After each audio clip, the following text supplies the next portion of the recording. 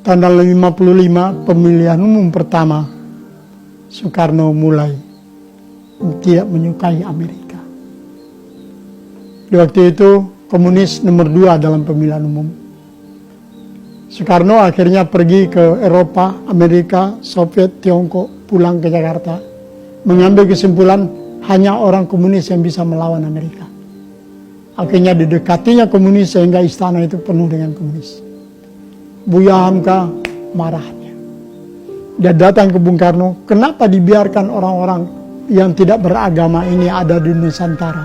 Buya Hamka dan beberapa tokoh Masyumi ditangkap. Proses interogasi yang kejam dirasakan oleh Hamka dan tokoh-tokoh anti komunis lainnya. Dimasukkan ke kolam air, dikasih listrik sampai sakit.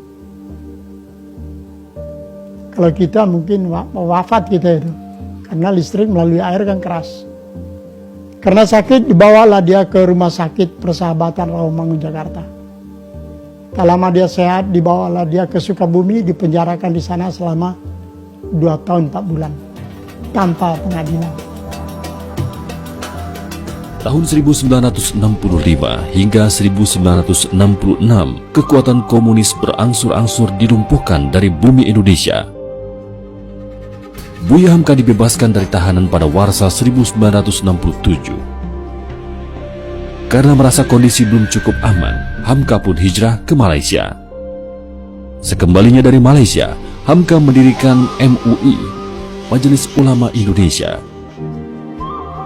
Melalui MUI, Hamka berusaha menegakkan akidah-akidah Islam di Indonesia. Hubungan dengan agama-agama lain sangat baik sekali Buya Hamka. Sangat mesra sekali. Tahun 77, Presiden kedua juga membuat Natal bersama. Buya Hamka memanggil semua wartawan, 5 agama dengan Buya Hamka menghadapi wartawan menyatakan bahwa haram orang Islam masuk gereja. Begitu juga sebaliknya. Lihat kami 5 agama sudah damai. Kalau ada ini terganggu hubungan antara agama. Akhirnya keluar di surat kabar. Rakyat ramai membicarakannya. Buya Hamka dimasukkan ke dalam penjara.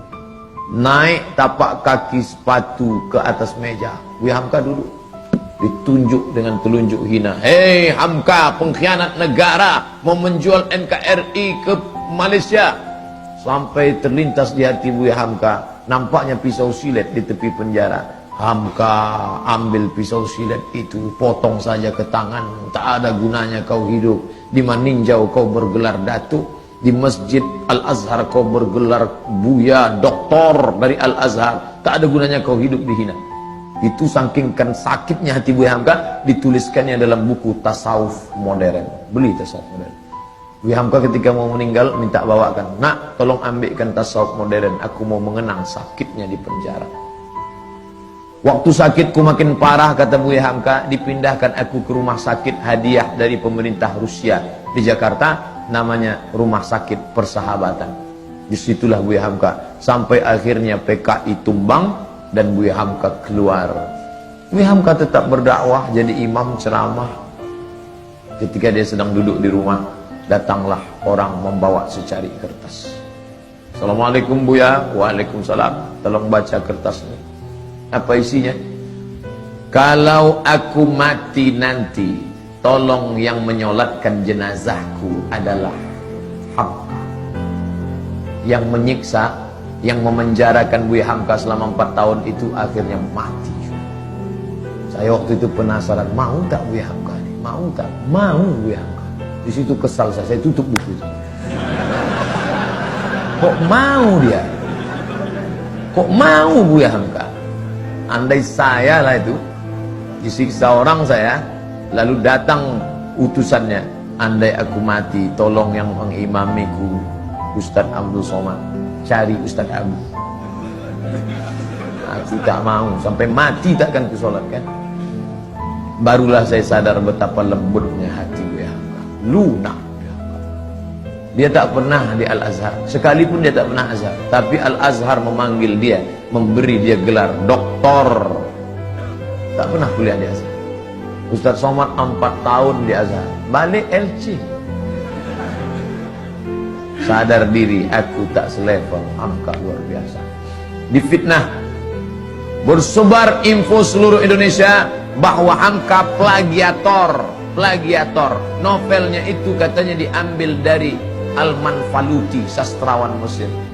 Ditulis di harian Lekra PKI punya. Siapa yang memfitnah dia? Pramudia Anantatur. Pram. Buya tak melawan, diam.